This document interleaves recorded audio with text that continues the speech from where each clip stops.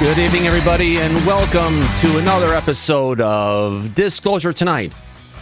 Yes, and I remembered to turn the music down so everybody can hear me. So, second week in a row, second Wednesday in a row. Happy Monday, everybody. Hope your day is going better than all my coworkers and all the fun stuff we're having at work today. Isn't it great when you can just have Monday, Groundhog Day every single day, and it's the same mess, but it only gets better. Keep on trying to find a way to get through it, but you never quite know how it goes. You know, it could be worse. We could still be at work. It could really be Monday, and tomorrow's not Thursday, and we only have 2 more days to go. That's right, 2 more days to go, and it's the frickin' weekend. Are you ready for it? I know, sure as heck. I wish it was Saturday, tomorrow myself, but I digress. We've got a great show here tonight, everybody. You know, where Lou Elizondo popped in to visit with little Vinny over at Disclosure Team. Had a great, conversation talking about the 5 pillars of UAP. Well, the last word I forget right now, but anyway. Yeah, a great conversation, something we're going to dive into here today, and something that Gary, our our producer in the back, sent me a really cool, tweet this morning that was out there, and it was, basically covered a Dear Ms. Goff letter. We all love Susan. Hi, Susan. Hope your evening is going well. As I forgot to say, good morning, good evening, good afternoon, depending on when and where you're watching this, Susan, because, yes, we're paying attention. Absolutely every day. Let's get out of this studio and get into the right place, shall we? What am I here? What the heck? Who put that there? We're having fun with this one, aren't we? Life is only too short. You can never, not have fun. Oh, what the heck? I'm going to lose some people here because I'm not on top chat. I'm on live chat. But either way, Julie Welchel was first today, followed by Linda Thompson, and who the third person is, it's off my screen, so I can't tell right now. So welcome, everybody. Glad you could be here tonight. Mr. Eon is here as well. Wait, the heck? Where did that go? Wait a minute. Chat capture. Ah, there we go. Oh, he's got a cool little TIE fighter pilot outfit on. Very cool. Rocky Giuliani. Hey, Rocky. No, it's Great Troll saying hi to Rocky Giuliani, who I'd say hi to you right now, but I can't. Well, I can in a second. Info Red is here. Welcome, Info Red. Glad you can make it here tonight. There is Rocky Giuliani. How's it going, Rocky? Where did that little sound effect board go? It's around here somewhere. Oh, here it is. Yeah, I need to have this queued up. It's something that I should always have there because you never know when you're going to have the opportunity to have someone come out and say, "Hey, Rocky." Yeah. Good that you're here, Rocky. Glad I got that out of the way. Julie Welchel is here. Hey, Julie, how's it going? Kelly Lee Dodge, looking out for Mr. Handsome Greg. Kisses and hugs to Mr. Greg in the back. Thanks for coming in here, Kelly and Greg in the back. I think Rob said he was going to call in eventually. He'll be here eventually. Lori Oliphant, welcome. Thanks for coming in, Lori. We appreciate you being here. Kilo 3057. How's it going, Kilo? Hope everything's going well for you. I know Rican Havoc 215 is here as well. Somewhere. There's Linda. There's Kilo. And Laura Sosa is also here lighting a candle for us tonight. Yes, I have entered the building. And here, with his bird's eye view and a brain to match, is Mr. Know-It-All. Well, yeah. Come on, you gotta have fun with it. People call me Pro Fessler, Smidle, I'm the rabbit. Yeah, I'd like to be. That guy was killer. Kilo 3057, his name's popping up again. Who else do we have coming in the audience here tonight? A lot of people chatting tonight. This is killer. Patrick Fogarty is here. Welcome, Patrick. You've even got Linda grinning. Killer. Now we need to make Linda laugh. That's a good thing. Elliot D. Welcome, Elliot D. Thanks for joining us in the chat today. Upstate UAP faction. Howdy, everyone. Hope you all are well. I think we're doing pretty good. How you doing, Gary? I'm doing fine. Thank you very much. Bring your mic a little closer. I've got a dodgy tummy though because I had like a hell of a lot of McDonald's before passing out, and my stomach feels like it's going to explode at any moment. Uh-oh. Your volume was a little bit lower, but it should be fixed now. We got that keyed in. Kelly Lewis made it. We've got Raven is Ryan. Welcome, Raven is Ryan. Uchronia Utopia. Russia's 3M22 Zircon fly is so fast and low at speeds of up to Mach 6 and low atmospheric ballistic trajectory, they can penetrate traditional anti-missile defense systems. The missile fly. Interesting. Thanks for sharing that, Uchronia Utopia. You've shared some good news articles, but of course I've forgotten to share. But keep them coming across. With an advanced fuel that Russians say gives a range up to 1,000 kilometers, it's about 300 or so miles, and it's so fast that the air pressure in front of the weapon forms a plasma cloud as it moves, absorbing radio signals. Very, very interesting. Jimmy M., slippage, welcome, laughing my ass off, good. Quantum stress, you're stressed again? Take a deep breath in. And just let it all out. It's Wednesday. Hump day. Hump day! We all could use a hump day, can't we? Ladies and gentlemen, hailing from behind the golden EIB of excellence in internet broadcasting. That is true. Captain's log, stardate 1709.2. You know, he actually made it up to space and back today. I was amazing. So happy for him. He survived. No heart attack or anything. 90 years old. He was so choked up when he came back down. It was being a Trekkie. It was such an amazing thing to see Captain Kirk himself go up into space. Yes, to boldly go where man has gone before. I'm glad Patrick Stewart, or and then Janeway's next. The problem is when Janeway gets up there, it'll be another 70,000 years before she gets back again. Yeah, but they do have the Borg, and who doesn't love the Borg? Come on, Jimmy M. God, the Borg will attach to the Janeway vessel and come down with her. Yeah, absolutely. IR Film is here. He was here earlier, pretty earlier today, actually, at the very start of it. Look at this. Ethereal Aura is here. You know, the whole gang is kicking out tonight. Holy cow. Elliot D showed up, followed by Mr. Tom King. His 4K camera is back online. Not exactly new, though, Tom, because you've had this for a while. Sky watching for Earth, but it's a bit dirty. That means you need to get up there and, you know, clean off that lens. You know about that one, ack, don't you? I do. Yes, I do. Look, yes, absolutely. I'm doing it, but the audience can't see it. You just can't see it. Betty Double Kick Chick is here. She always makes me happy. I shall no longer be known as Mr. Payne. Shall now call me Betty. That's a bad one, but it's close enough. Crazy Mama 4 is here. That means if Crazy Mama 4 is here, maybe Jan will be showing up in a couple seconds as I scroll a bit more. Of course, Grey Troll is here. The whole gang is freaking turning out, and there's even someone else just popped in here that we haven't seen in a while.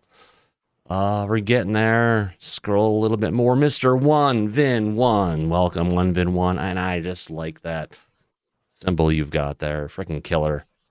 Icon symbol. I'm calling it here. Sneaky Toaster has appeared. Not sure if I can stay long enough, though, but welcome, Mr. Sneaky Toaster. Appreciate you coming out here today. Ancient History Criticisms. Andrew is here. Yeah, it sounds like we're going to be putting together a broadcast maybe tomorrow night after a short show. We'll do a second show for a tribute to CF Apps. He was an Ancient History armchair archaeologist. He passed away earlier this week from a heart attack. He's also known as a Little Pervy on Twitter. He'll all be missed, and we do need to have a good, celebration, because that's what these things need to be. It's not the end of the world. He's moved on. Lucky bastard. Dope Nose is here. Oh, and I like the green alien. Absolutely. You know who we're missing? I don't see Brandy. Brandy isn't here, is she? She is. I've seen No, Brandy. she's not here yet, unless I missed her earlier. Oh. No, she's there. Gray Troll says, can't wait for your Elizondo interview. Yeah, how about that? We actually did finally put up the title screen. Elizondo will be here next Monday, 5 p.m. Pacific. Rob and I will be doing the interview on that. And yes, Brandy Phillips is here, sending her green heart straight to you, Gary. How nice. Green. Yes, Brandy is here. So yeah, we're going to have Mr. Judy's name has changed. Yeah, we're going to have Elizondo on here tonight, next Tuesday, Monday. So looking forward to that one. I've got some good questions put together. I think Rob's got some great questions put together. And between the two of us, so we should have as much time as we can get with him. It sounds like he's busy right now. So I think I've welcomed everybody from the audience. If I missed anybody, sorry. Michael at the Lost History Channel just posted a video for Chuck. How nice. He is a great place. Sneaky Toasters, congrats on finally getting connected with Lou. Well, thanks to Rob. We'll definitely have to check out that video stream then, man. Absolutely. It's going to be a fun one. I tell you. It'll be like hanging out with friends. That's what it's about. Well, with any further ado, let's jump into the guest studio, shall we? Thomas. I didn't put this there, but this could this be the toothless moron that I'm talking about? Who's on the pages of who's in downtown Seattle, addicted to meth and just throwing insults at everybody today, every day. I know, gotta have fun with it. So today we're talking about good old Vinny with Greg. How you doing, Greg? It hasn't been that long since I've seen you. Apparently, you've gotten large. What do you call it? Greg's getting larger. And I'll get larger, too, to match. Got to keep things in scale. Because I am 6'4", you're 5'11"? Correct, sir. Yeah, okay. It's close enough. We're about there. Uh-oh. I just choked on my Brisbane. The Betty double kick chick. Yes, that just made my day. He's paused. I bet he's watching. All right. Calm down. All right.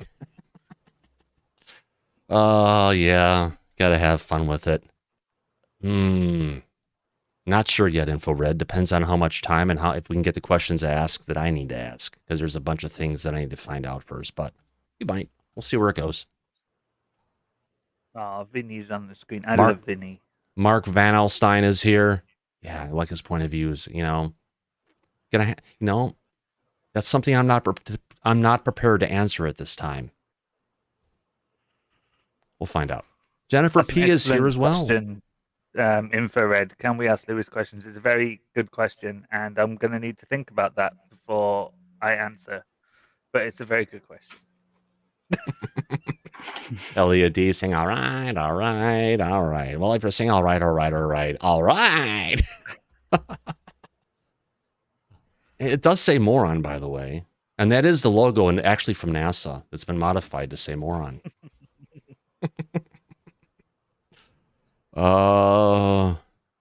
If Thomas is 6'4", girls, you know what that means. Yeah, I've got really big hands too. Size 14 feet. Well, yeah. There's your answer, Mr. Ian. Yeah. Let's get into this, shall we? So let's start off on this one. I digress. So Lou came on to talk about initially it was going to be about AI.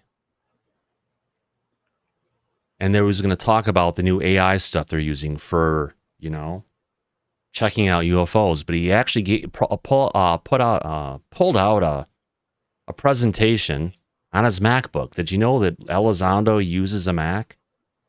He does now, doesn't he? Everybody knows now.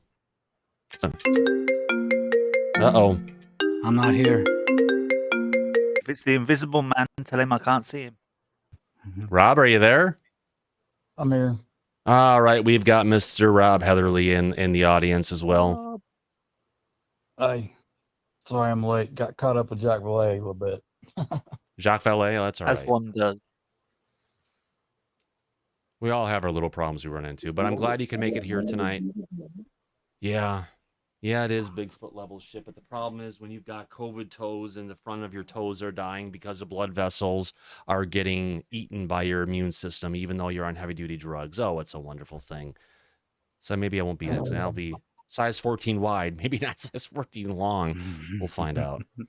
All right, so we're talking about phase 1 of Lou's 5 pillars of UAP engagement, and this is from a presentation that he recently gave, not to the public, but he actually unveiled to us tonight. So let's move into this. And these are all screenshots from the presentation tonight over on Disclosure Team.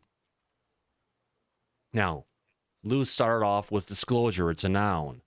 It's the action of making new or secret information known. Well, that's a good one. Now, pillar 1 we have in here is, legislative engagement. So this kind of brings us into ensuring that lawmakers in the U.S. are providing relevant and accurate UAP information. I need to move this really quick here to the other screen so I can see what the heck I'm saying. Give me 1 second here. Preview. Windowed preview. Oh, there we go. Pop that out. Okay, now I can see much better and actually read what I'm talking about.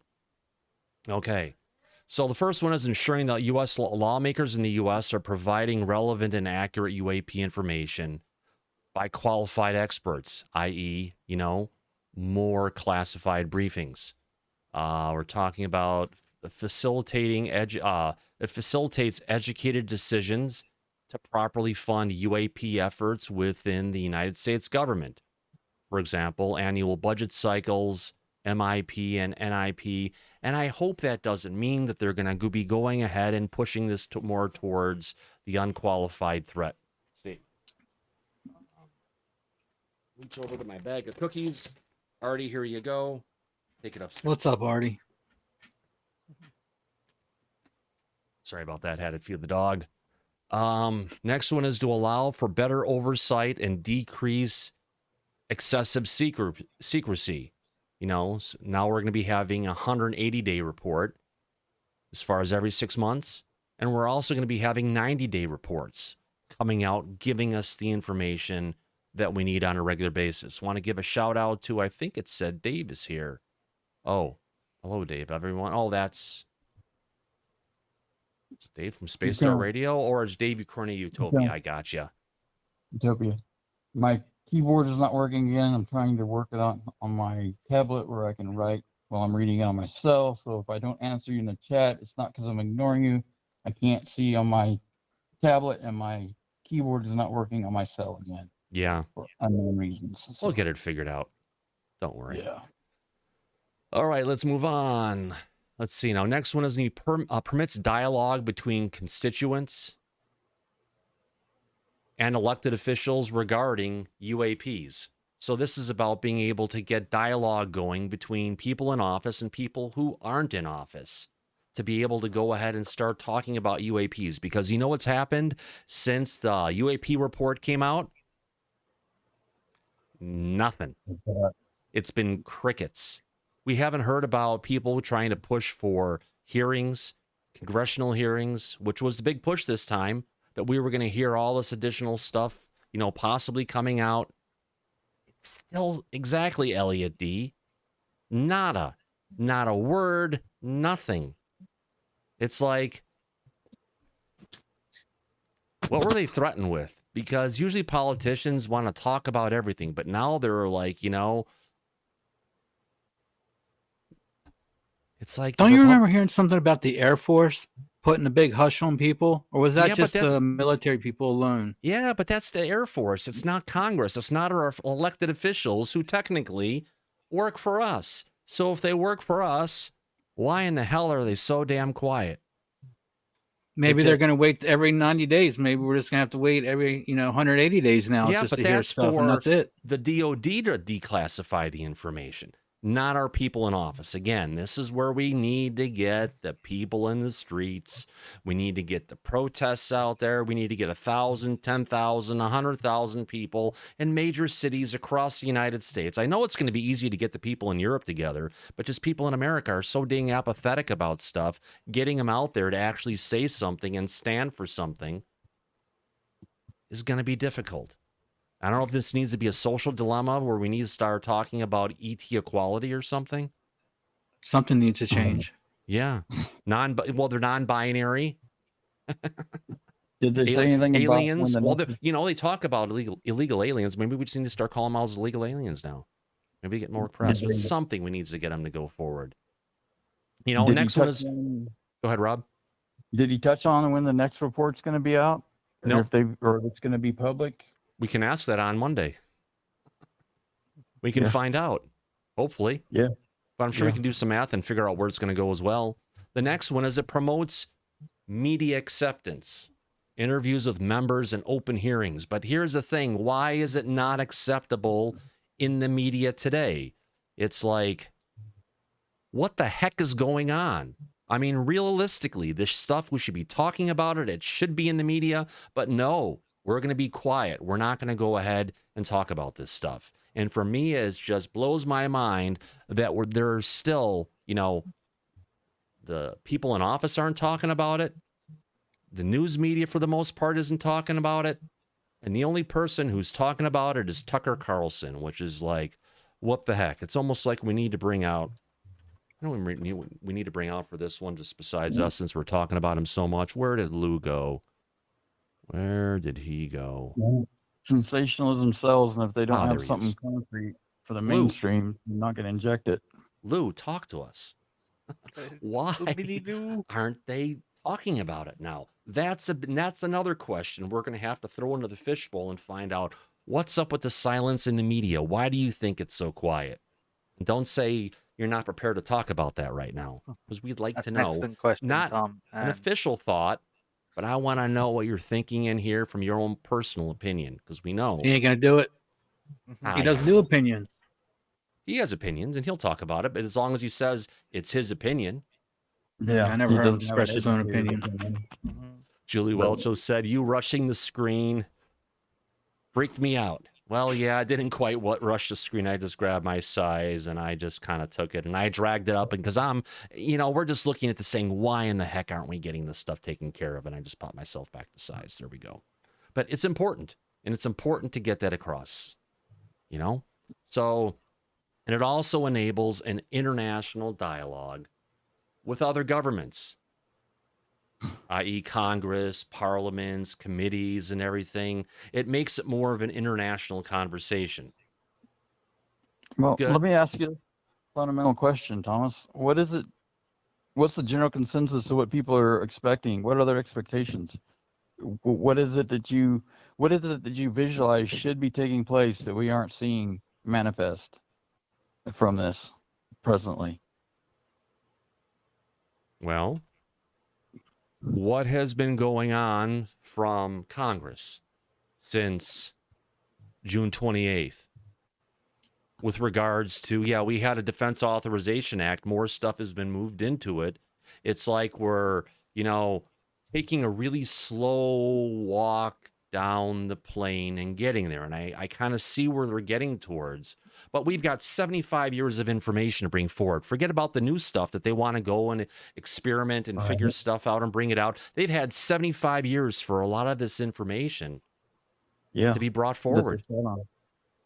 But I'm talking more general and philosophical, I guess.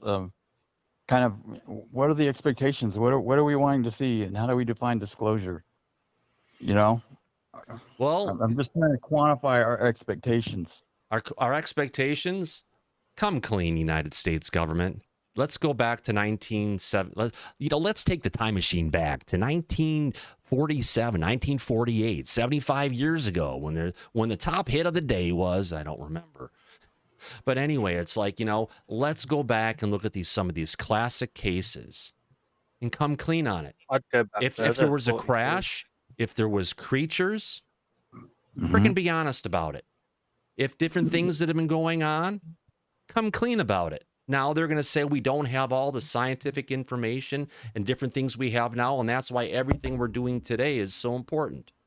If there's messages they've got, if there's communications they've gotten about nuclear power or about nuclear weapons and different things just besides the actions they've seen, come clean about it. It's that simple.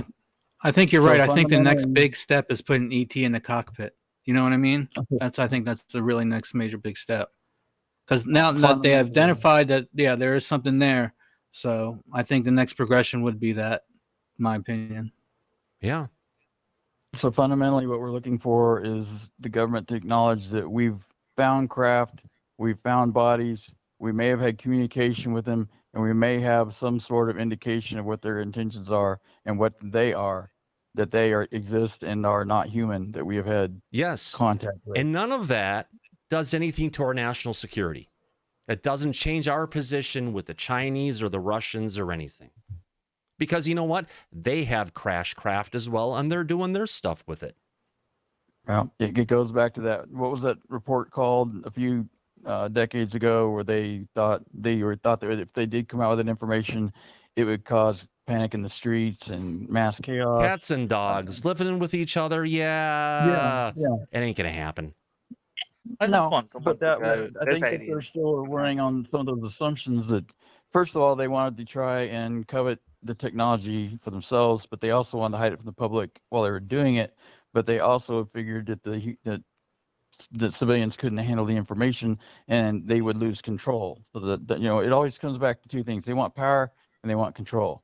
Everybody So- thought that Pedicure Gate with the Catholic Church would sink the Catholic Church. Did it?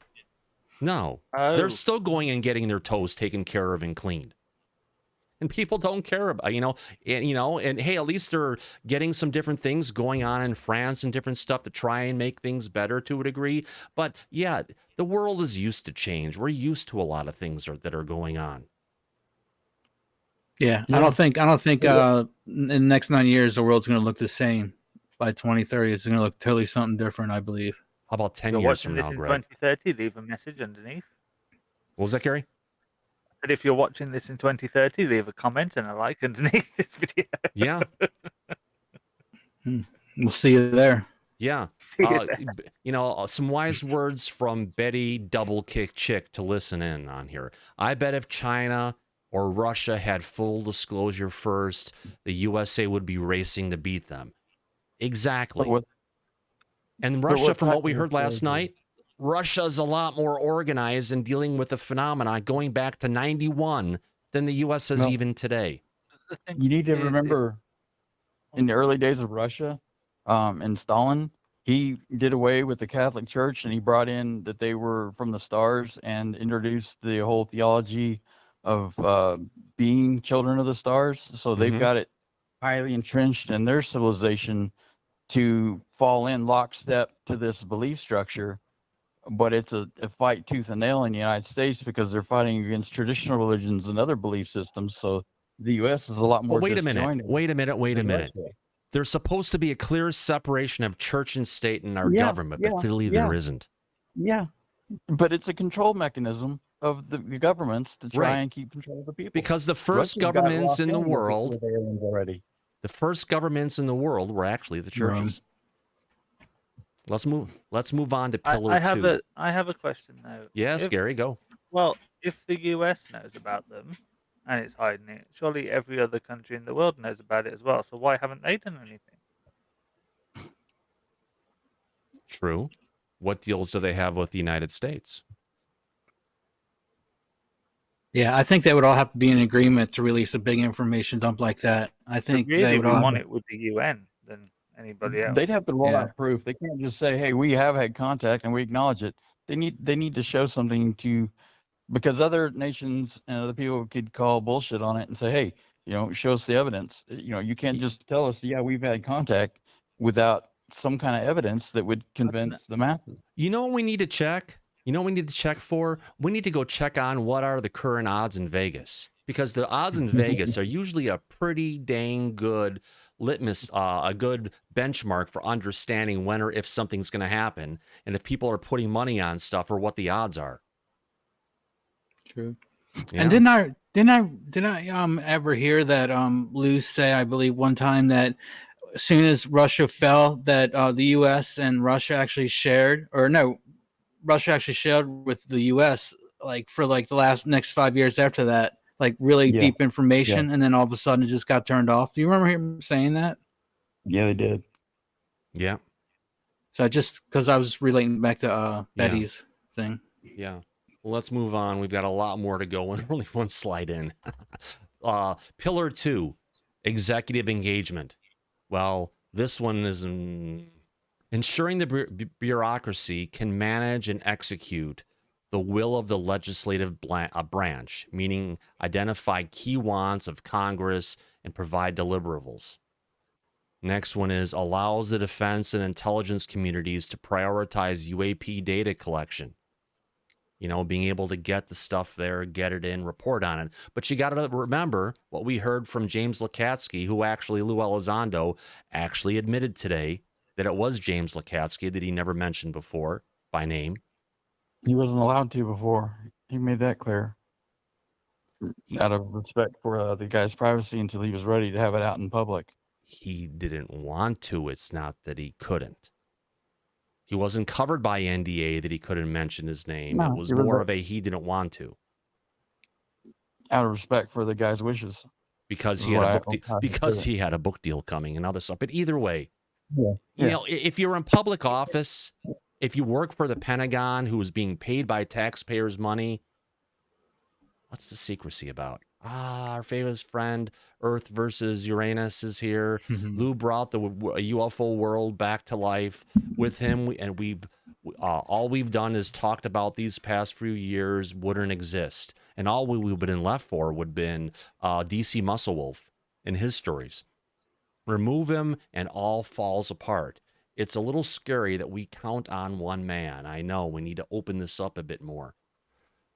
Let's move on to the next. Go ahead.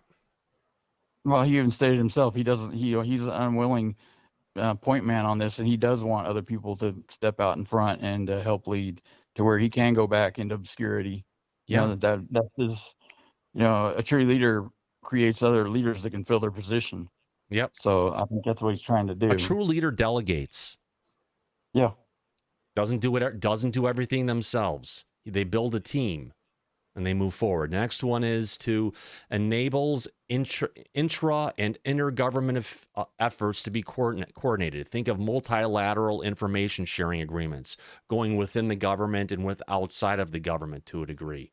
There's some cool stuff coming up on this later. I'll show you. You'll blow your mind. Encourages resources and time investment. Yep. Eliminates stovepipes, if you want to call it, silos of information of previous UAP efforts, like the UAP Task Force, like ATIP, like OSWAP, when you had, basically silos of information that are out there that go ahead and, prevent sharing of information between all the different places. It creates the silos instead of having a neural network of information. Compartmentalized, right? In a sense. Yeah. Siloed, compartmentalized, exactly. And ensures proper oversight of UAP activities, such as the DNI and the Secretary of Defense engagement. Right. Because if you had a lot of these special access programs, they were all compartmentalized, and only certain people that the DNI or the Secretary of Defense would potentially know about. And the groups that were doing their stuff didn't know about what the other groups were doing. So we're talking about just collaboration going on. But it is a good pillar. Let's move on to the next one. Pillar 3, international engagement. This doesn't mean running off and marrying someone from another country either. Synchronizes U.S. efforts with other nations, such as Japan, because Japan just recently put off about their want to go ahead and collaborate with the United States government. But you've got countries in South America. You've got countries all over the place in Europe. They've been wanting to work with the U.S., especially France, that have been given the cold shoulder. That needs to change. It establishes new opportunities for intelligence, information sharing, and UAP data, whether that's with NATO, the United Nations, the Five Eye treaty between between the United States, Australia, United Kingdom. Who are the other two?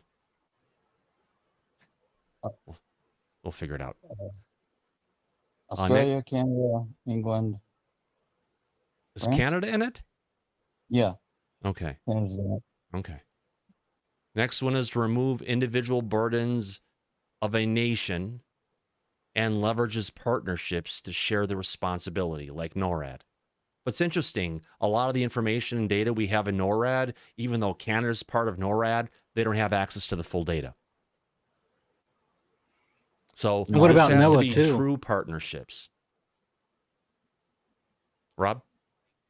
I was gonna say the NORAD has their radar data and all that, but the last 75 years the Air Force has ran, and whoever that department is, the DOD, that one or two silos that hid all this information and ran the disinformation campaign was also withholding information from NORAD and the rest of the government.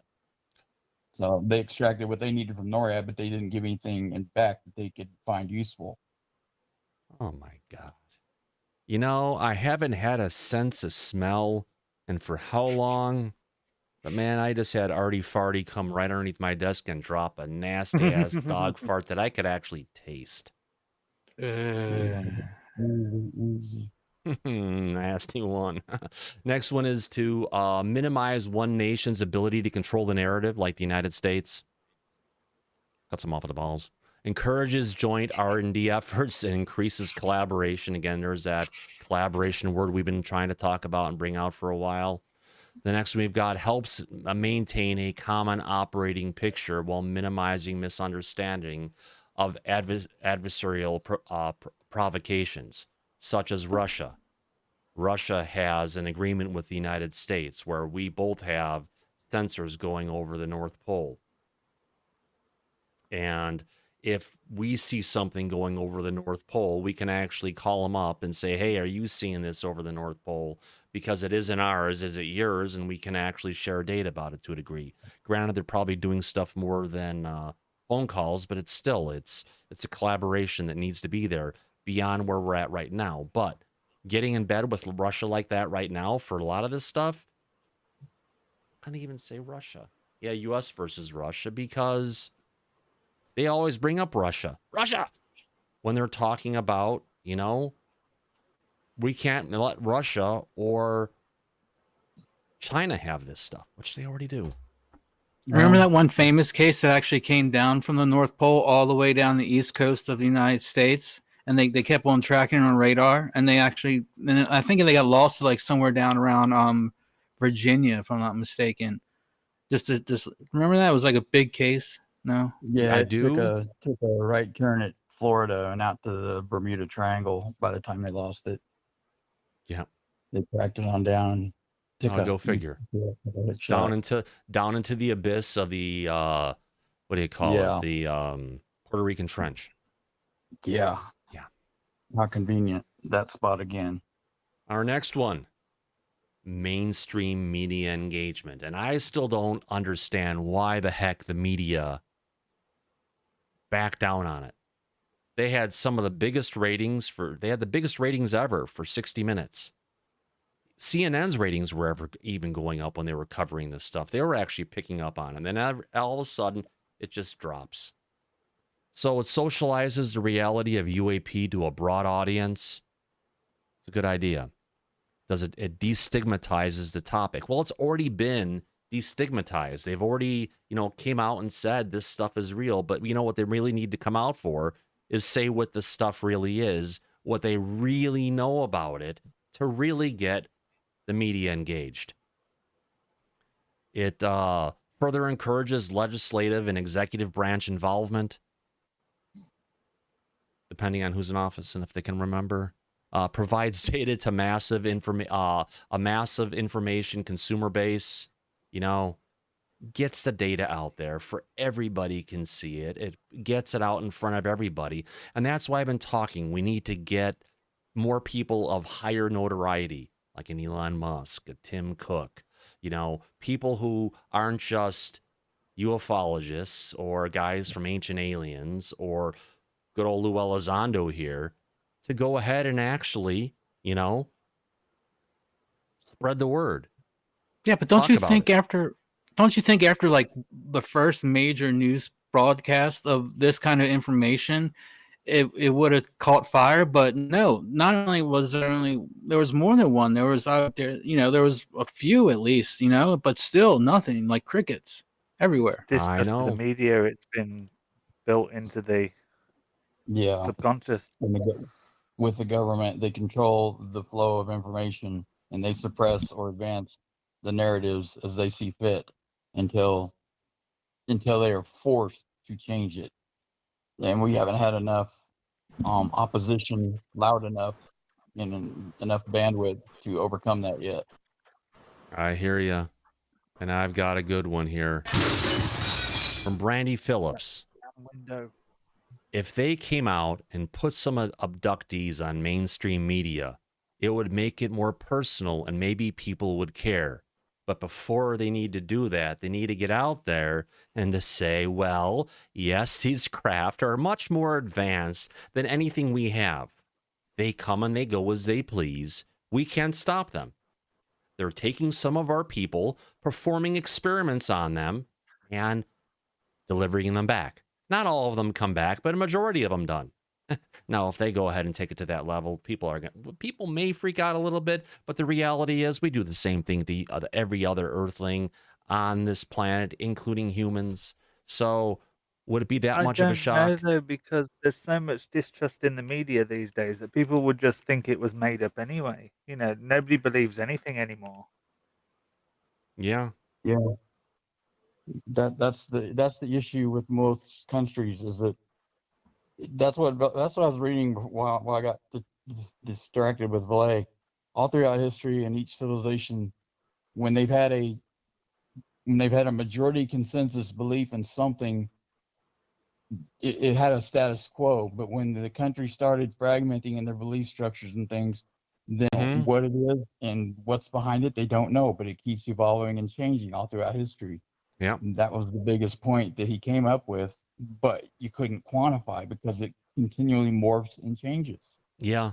And backing to the media part of it again, Ethereal Aura has another one. It's hard to get rid of an 80-year-old stigma, but there is definitely interest in the topic by the people, albeit loads of treat it as entertainment. Yes, we do kind of see it as entertainment, but the real, what they need to do is come out and say, we lied. We didn't tell the truth. We made things up. We told people who were actually telling the truth, and we made them sound like, oh, it's been smashed. Not beyond recognition, but it can still work. Tinfoil hat wearing kooks, when in reality, they were speaking the truth. So they need to come clean. Their perception, whatever it was real. They weren't making it up, Yeah. Experiences. Yeah, but if you still present that to the Main Street public, they're still not going to believe you, and I think it'll put us more behind than ahead with citizen testimony. Yeah, but in order for people to really come forward, they actually need to go ahead and come, be honest and truthful about the real situation. Let's move on. Where are we at here? Let me see where I'm at here. It creates positive pressure for scientific and academic communities, which it's already starting just by saying, yeah, we have 144 cases, of which only one was a balloon. Everything else is unidentified, and that's only going back a very small amount of time. It did open things up, and that's what's good. Oh, it increases government transparency. Lou. You're talking about the New York Times story. Yeah, but that was all planned. The day that you quit your job, you went over to the New York Times, and they blew open the stuff that had already been spoon-fed to them. So it was actually, is that an increased government transparency? No, if anything, it took a lot of the stuff from Susan Goff and locked it down even more. So we really need true government transparency, not just talking about it. And it also provides a platform for new theories. Yes, trying to figure out where are they from, when are they from, how are they here, how long have they been here? More importantly, what's their goal? What's their motivation? Why do they want us to start dealing with nuclear power? What's the reasons that they've told us? And so many authors, like especially of that author, the author of that article they said there's so much more that they talked about, but she couldn't make that public. So I want to know what that stuff is. Yeah, I know. I hear it. We'll figure it out eventually. Once we get to know you, snakes on a UFO, you'll get your wrenched like everybody else. We just have to be careful these days. All right, for those reasons alone. And provides platform for new theories. Let's go on to Pillar 5, the last of the 5 pillars.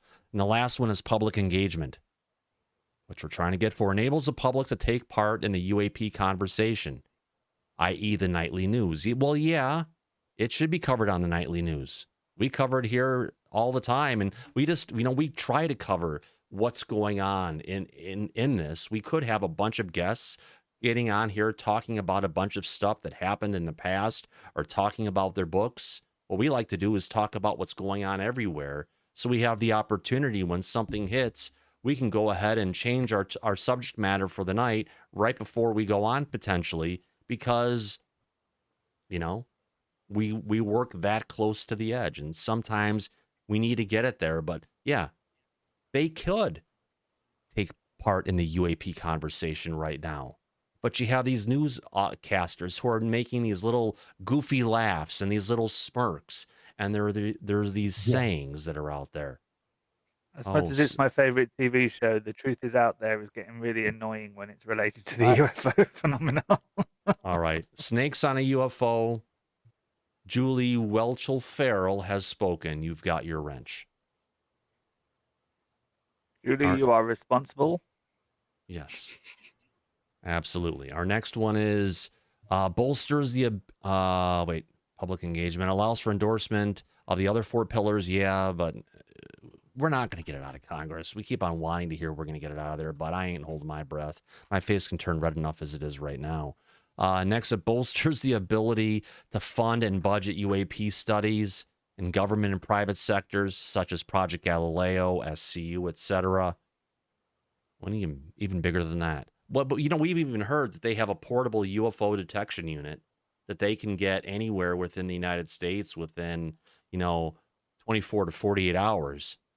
Why don't we staff up with those and put them everywhere? We already have we have the technology. We know how to make it work. Potentially, this is going for, how do you put it? For real science, real discovery. And supposedly, Lou, if you'll tell us, what's the frequency? Is it that magic 2995 to 3000 megahertz that we need to listen to with a 600 megahertz or 600 hertz difference between the two signals? That's something we're going to ask you as well. Create a platform for grassroots enclaves to exist and thrive on Twitter, social media, like here on YouTube. But it's not just a grassroots movement. We need to do grassroots where we're actually going to do something that's not just about super chats and super guests and everything. We need to actually have like a Alien Action Committee, a UAP Action Committee, a Phenomena Action Committee, a PAC, a Real PAC? Why not? We need something to organize people, a real organization. Maybe we're going door to door. Maybe we're involving the military people, Rob. I think involving our veterans, since they all have a great atonement to country and representing what we should be about, you know, maybe they could be good people to bring into it. And it also helps create new political platforms and agendas and religions, potentially. Added in religions just as a, we don't want it to go there, but you know where that all goes a lot of times. So what's happened since 2017? Well, DOD admits the 3 videos are real. DOD admits the videos depict UAP. Department of Navy creates a UAP reporting policies and guidelines in 2019. The DOD establishes an official UAP task force under the Deputy Secretary of Defense, which got something done but wasn't properly staffed. Mainstream media takes notice and begins to actively report on UAP encounters, but then they stopped, didn't they? And we want to know why. The most important thing is that the government acknowledged that this is a real phenomena and that they had actually ran disinformation campaigns the last 75 years to cover it up. That was the tipping point for most people that are paying attention to this. Yeah, absolutely. The deal, let's see now. Members of Congress received classified briefings by the UAP task force. You notice everything else seems to leak, but that. Is it the same reason why Congress isn't talking anything about it? Yeah, I mean, you'd think Congress, of all people, they have so many holes in them. How come nothing from here? Yeah. It's so weird. I know. Yeah, he claimed that he said that report at some point is going to get released, and I do think that's going to happen. I don't know when, but I think that'll be a major milestone in moving the football forward. YJ Overlander Canada, yeah, we need to pass the tinfoil hat to the non-believers at this point because they're the ones who should be wearing it. We know a big one too. I just can't show the picture right now. Members of Congress, take lead in advocating for greater transparency. I guess, maybe, not enough action. Former directors of national intelligence and CIA admit UAPs are a concern. Yes, DNI Ratcliffe had said a lot. What the hell's wrong with our current DNI? Why is he so darn quiet and not saying anything?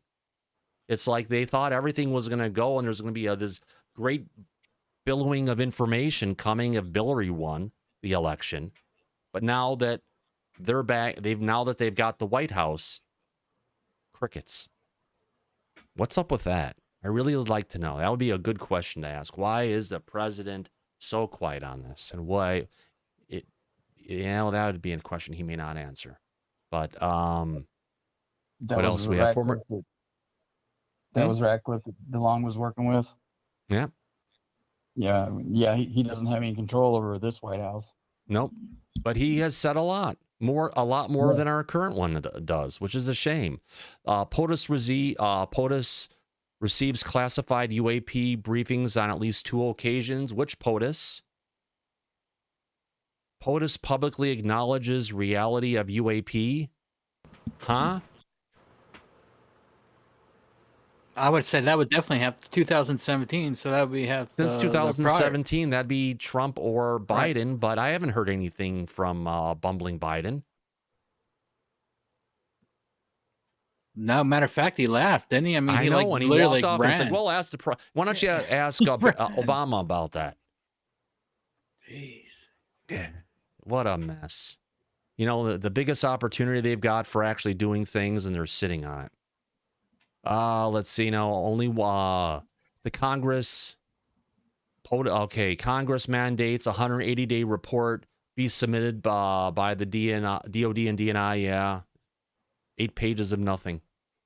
Only one of 144 incidents was resolved by the Navy in a year and a half. Well, tell us what you really learned and observed. Just don't say it wasn't resolved. What did they figure out? That's what I'd like to know, because they know a lot more than they're letting out. Congress mandates a UAP report now every 90 days. Yeah, that finally happened. Japan requests a bilateral information sharing with the U.S. concerning UAPs. Yes, but the French have been asking about this for like 20 years, and we keep on turning them down. China introduces the 5 Continents Initiative to the UN. Forget about that one. And the last one we've got, as soon as Greg puts his water thing down and I can actually read it, one of the largest IC collaborative virtual environments is created to analyze UAP data. But actually, the largest, the most UAP data that was put together, that the government is still working for, was put together under James Lukatsky, under OSAP. It's amazing how the information changes as it goes along. What are things that are still going on today? Well, they've got senior academics in the U.S. are involved in the serious study of the phenomena. Okay. Renowned universities are expressing interest.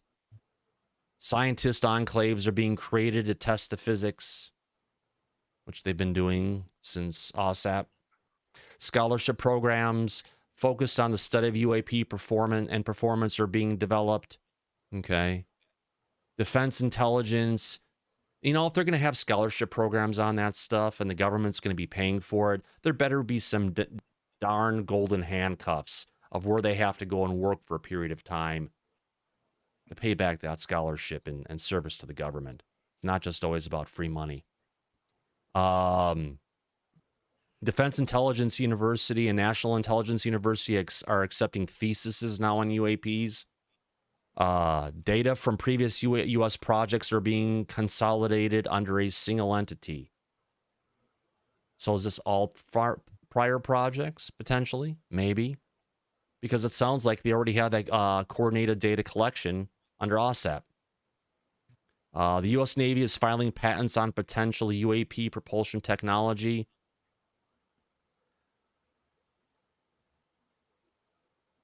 That was in 2018.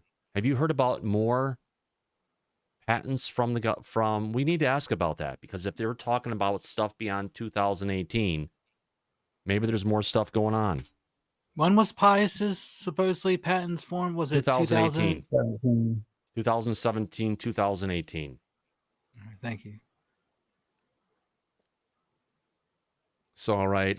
Certainly, certain ally nations are expressing their interest.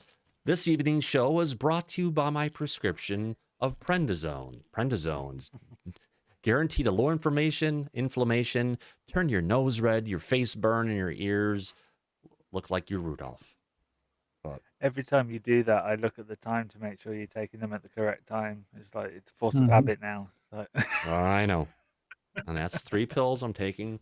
So if I ask anybody, yes, I did take my 3 pills. I didn't see nothing. That's okay. Real prescriptions. All right. Earth versus Uranus says they asked Biden about UFOs. He was leaving his first bilateral press conference as president with the Prime Minister of Japan. He did not want to get into UFOs on the global stage. He handled it fine. Yeah, he ran away from it. Yeah, walk away, Joe. Yeah, did not. Well, he has not addressed it since. It's more of a totter away, Joe. But the thing is, did he actually remember? That's the question. So I won't get into that right now. We'll talk later about dementia and Alzheimer's later on tonight.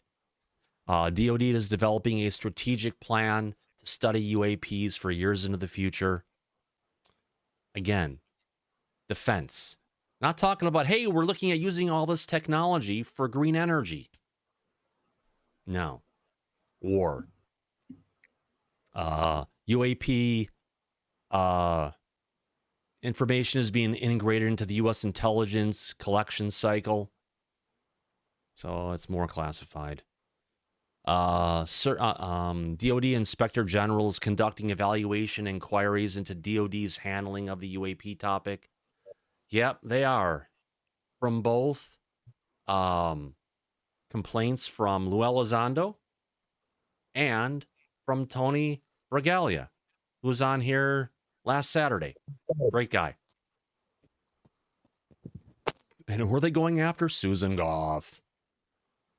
Certain members of Congress have expressed desire for public hearings. There's one, and he's from Indiana. And no one else has spoken up since. It's been crickets. A study of UAPs are being included into annual budget cycles in both MIP and NIP. Former senior members of the Intelligence Committee are assisting with the United States governments involving UAPs.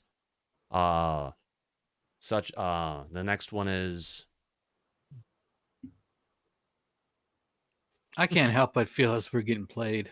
The ODNI, OSD, Navy, Space Command, NORAD, and other elements of the IC or intelligence community are actively working on working UAP issues. Next one is planning for state, local, and tribal authorities to integrate UAP data is underway. So things are kind of moving along to a degree. They're getting there, but it's just a matter of understanding where it's going to go. So phase 2 is creating a multidiscipline environment. And yes, I did give Vinny a $5 super sticker tonight when Lou was on because, you know, why not? He only got 99 cents before that from Witness Citizen. It's like, well, if Sean can give him 99 cents, I can give him $5. No, Vinny does good stuff. He really does. Yeah, he does. Absolutely. Oh, X1's on here tonight. Where X1 shaving right now and a truck stop shower. Just don't drop your soap. Oh my. Yeah. That's right. Wouldn't it be more like picking it up than dropping it? Wait a minute. X1 said he was going to email me, and I bet you I forgot about that. Let me jump over to the channel really quick, just so if he did, I don't forget about it. Nope. He did not. Still waiting for email, X1. Let's move on. So they're actually talking about the creation of a federal national laboratory. How about that? It actually sounds like it's going to be something that's going to be dealing with the international community, academic community like universities and societies and scholarships, the scientific community like National Science Foundation, AMA, International Science Community, the technology community in Silicon Valley, Google and aerospace like the AIAA, dealing with the private sector. That's where Lou's hanging out right now. The intelligence community like the NRO, NGA, and CIA. The defense community, services such as Futures, Command, and DevCom. Interagency going between the DOE, NOAH, and NASA. So they're actually looking at having a federal lab that can actually go ahead and work on this. I wonder where this will be headquartered.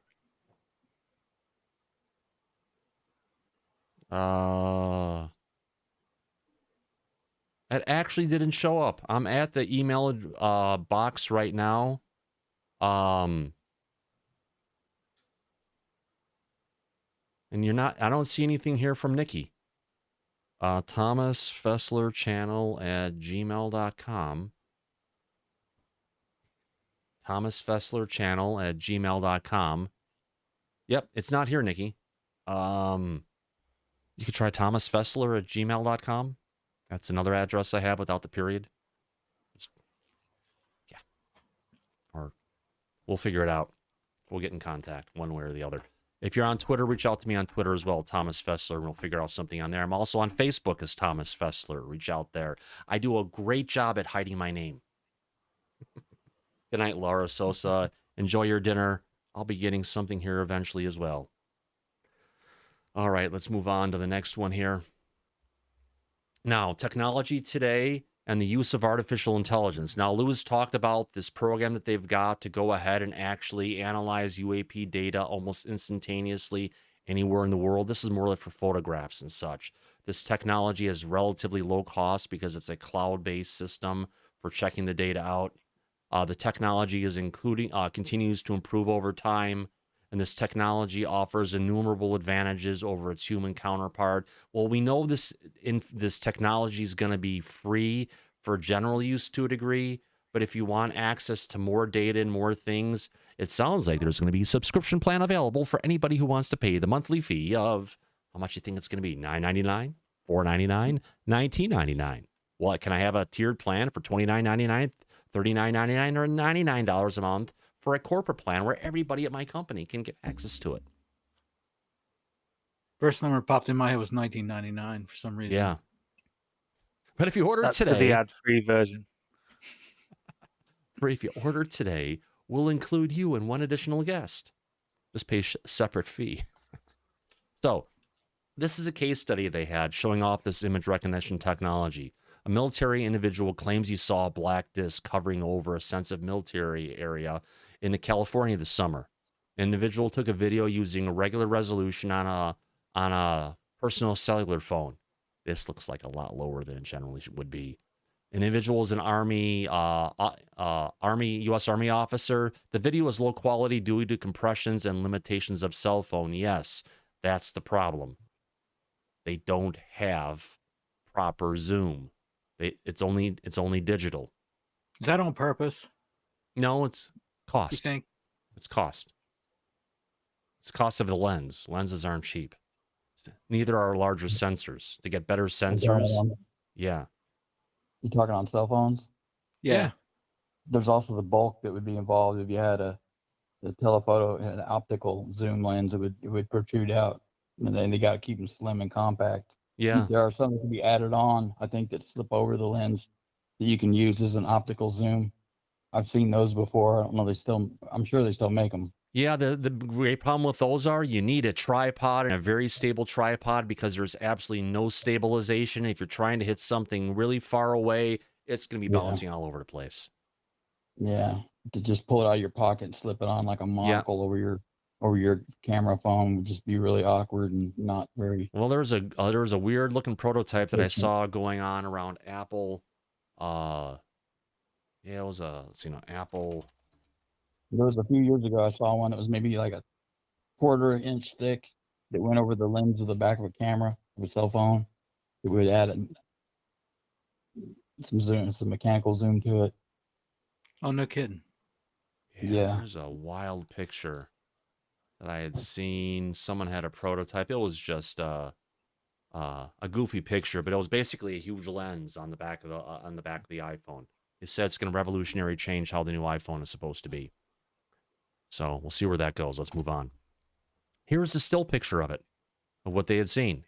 You can see there's a black saucer looking device kind of at the top there. And everyone said, wow, look at that. It looks like a flying saucer. Now, put into AI, doing an analysis of the background, the AI immediately identifies 3 different environmental anomalies, 1, 2, 3, that are not consistent with the background. AI determines the depth of field of the image and calculates the image hasn't been manipulated. AI compares contrast, color, and shape pixelization. Now, the AI also identifies minor pixelization anomalies that are analyzed to be protrusions. AI determines depth image is legitimate and has not been manipulated. AI determines object image is genuine and not an artifact. Now, the analysis of what they saw. The first object on the left is likely an F-35 Lightning tail. The next one is likely a C-17 Globemaster at 94% accuracy. The one right above me here is likely a tail of 2 unidentified aircraft, 92%. And on the object itself, they're likely unidentified support mechanism at those 3 places. Now, coming out of that, what could it be? It's a U.S. Army field tent. Not with the sides down, but with the sides rolled up, and it was set up at the airport to go and observe stuff. So that's how this technology is going to work. It's going to go and check pictures, identify what it potentially could be, see if it's been modified, like the videos you'll see on Third Phase of the Moon and other places where you'll be able to, throw away 99.5% of the content. Now, the strengths and limitations. The strengths are near instantaneous analysis of a massive volume, more Into your accurate than accent then. Hmm? Instantaneous. Your accent went a bit sort of whose? yours. What You accent? went instantaneous. When I said which? Instantaneous. You went instantaneous. Instant, near instantaneous Taneous? analysis of massive volumes, more accurate than human counterparts, does not succumb to fatigue, 24 hours, 7-day a week capability, can operate at all classification levels, and the more data, the more accurate. Bias is neutral. Well, must be trained as limitations. Massive upfront time and investment. Another limitation is initial investment is expensive. You always got to put money up front. It requires human oversight. Just like Google, just like Microsoft, not all AI is created equal, and neither is all machine language. And you know what? Machine language, machine learning can have bias as well, unfortunately. Last one, bad data can perpetuate poor results, and it lacks human discernment or bias for that matter. And as Lou says, AI is only as good as its teacher. And it also talks about what they were doing at the OSAP years ago was that garbage in, garbage out. Now, question. Are we there yet? This is the picture that Lou showed on his desk. It was kind of interesting to me because I was like, oh, wow, look, I'm not the only one using a Mac. So is Lou. Are we there yet? Well, he doesn't know. He's not sure. And if he's not sure if we're there or not, if we're not there yet, that leaves a big question, doesn't it? Yeah, you think he would know by now if it was, is it hidden still behind a big curtain? Yeah. Well, Brandy, to a degree, I could have been saying it, but I've been trained not to say to a degree. So I said it for you. There you go. Now, To a degree. To a degree, I digress. And I want to thank Vinny, of course, for screen grabs I took from his show, and Lou for giving this great presentation and putting it out there to the public. I'll put the link to Vinny's interview in the chat. A link to which? To Vinny's interview in the chat so people can find it. Oh, yeah, please do that. And we can go ahead and put that in the description on YouTube. I think you can edit the descriptions too, Gary. If not, I'll give you the rights. And our next part that we're dealing with here, we've got a love letter from Lou Elizondo to Susan Goff. But it's not really a love letter.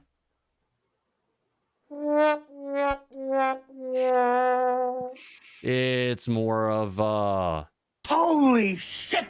Letter asking Susan, what the heck are you saying here, Yeah. So, let's move...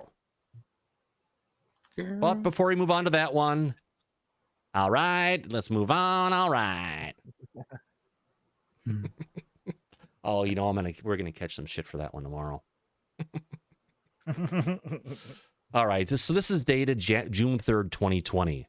Susan L. Goff, regarding ATIP, attention, Ms. Goff, a request for department action. Ms. Goff. My name is Louis D. Elizondo, and I am a former staff member of the OUSDI. As you know, since 2017, there's been considerable controversy and confusion generated by your conflicting and often inaccurate statements, yes, regarding ATIP program and my role in it, of course. I am therefore writing today to seek your assistance in correcting the record, and like you think this letter is going to do anything. But I'm glad you sent it, though, Lou. We got to bring him here more often. But we need to have...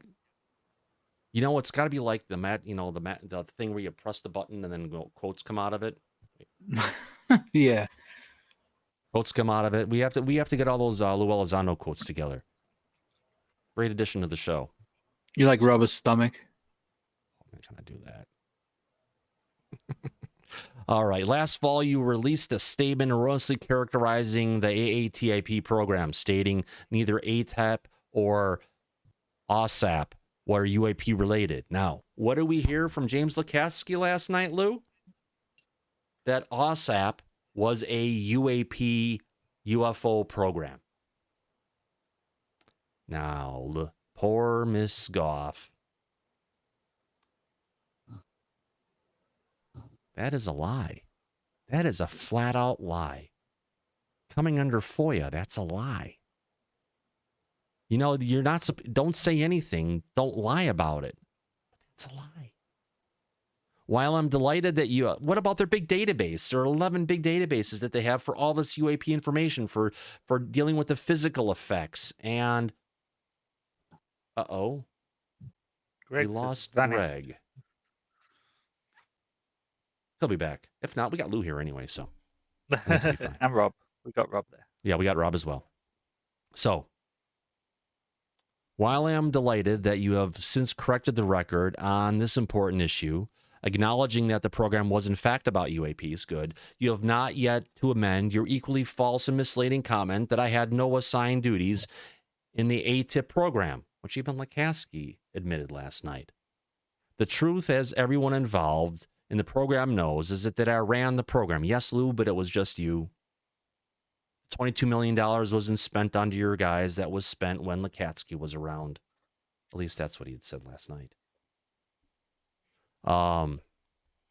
After contacting your office to point out the inaccuracy of your statements regarding my role in ATIP, I largely refrained from public comment, assuming that you would review this important issue and correct the record. Indeed, your colleague and predecessor, Mr. Sherwood, informed me that in light of the Navy's recent admission of my involvement, the department would be releasing a new statement in the near term that would exonerate me and finally set the record straight.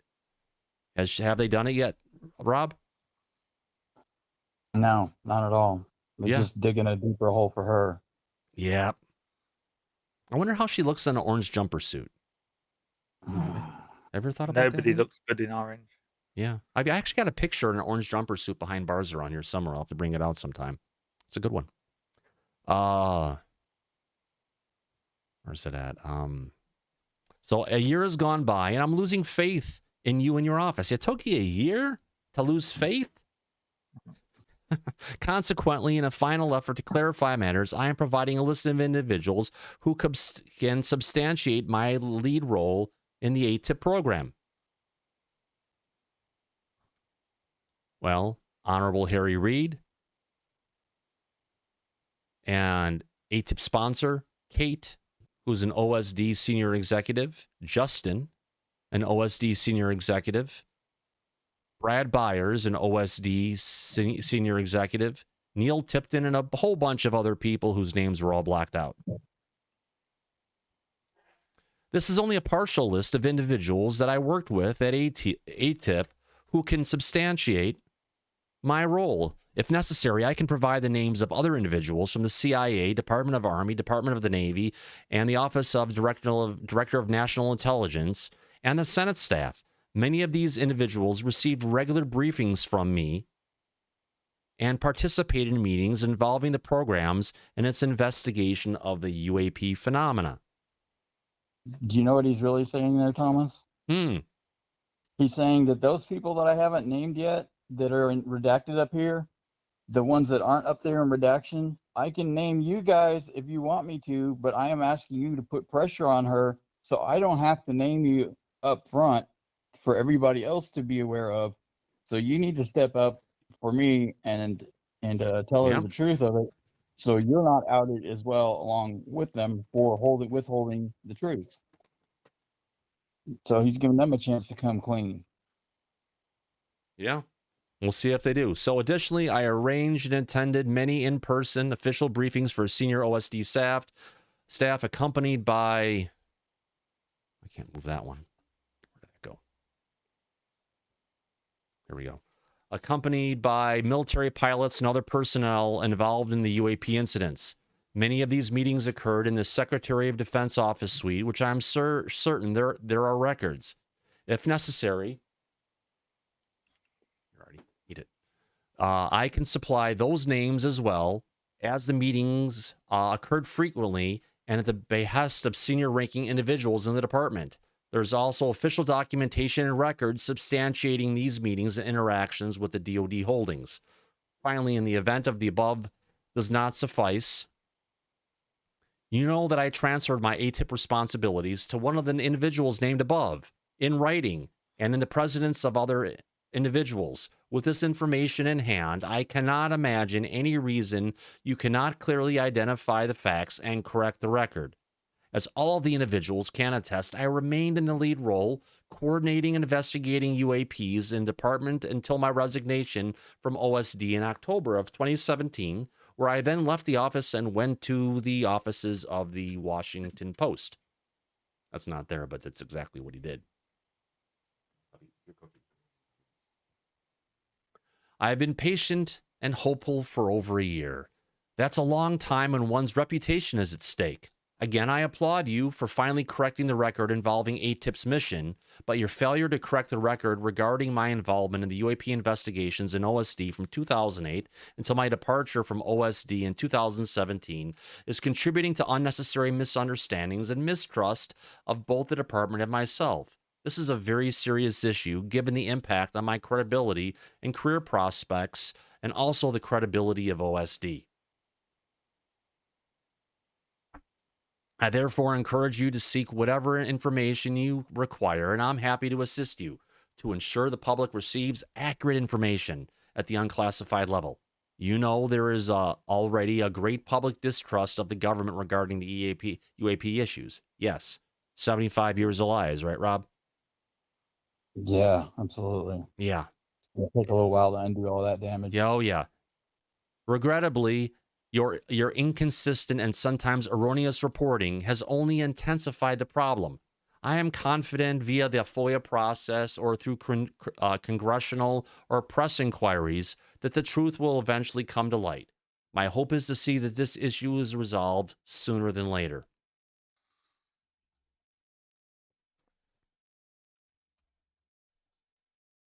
The records regarding my role on the UAP issue at DOD, I will have no other choice than to seek redress through press, Congress, and or the courts.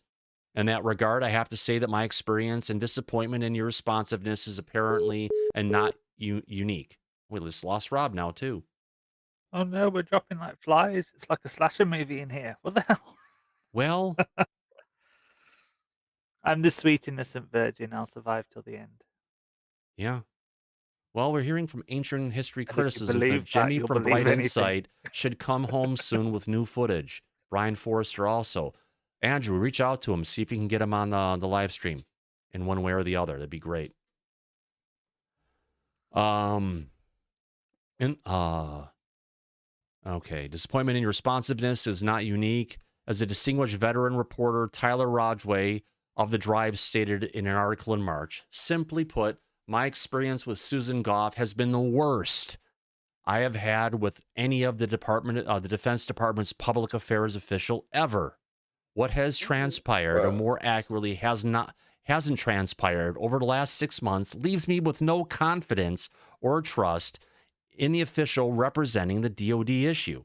Now, just to remember everyone,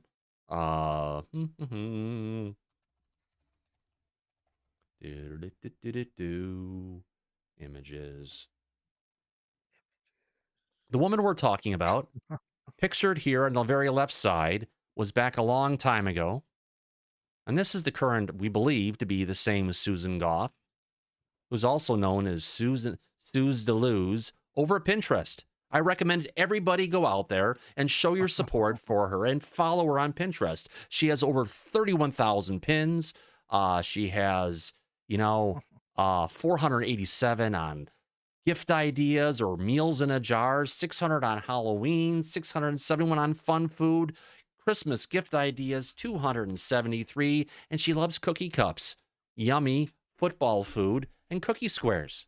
She sounds like a great individual, and yes, I have invited her. We have invited her for appearance when we had the Phenomena around, but of course she declined. But I'd love to have Suze DeLuz on here. It would be wonderful. You know, if she's not willing to go ahead and talk about, you know, what's going on in the DOD, let's talk about yummy things to eat. Everybody can relate to that.